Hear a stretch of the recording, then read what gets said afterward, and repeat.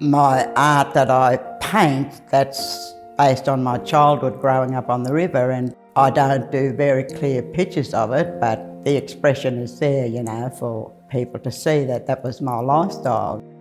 Being a child in the 50s, we didn't really know that we were poor either, you know. Well, a lot of people, that included non-Aboriginal people too, you know.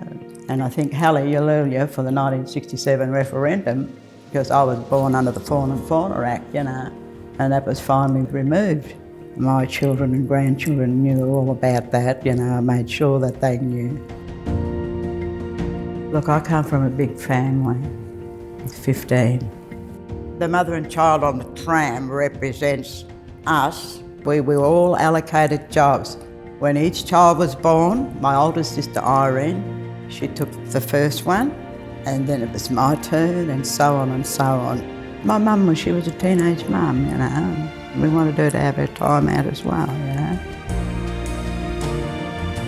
I think my artwork is very important because it's based on the environment and it's all about recycling. It is a sorry state, you know, and then we come into the plastic era and all these plastic bags and things in it. It was unheard of when I was growing up. The rivers and waterways are filled with it, which is really sad, you know, because a lot of the animal life are dying.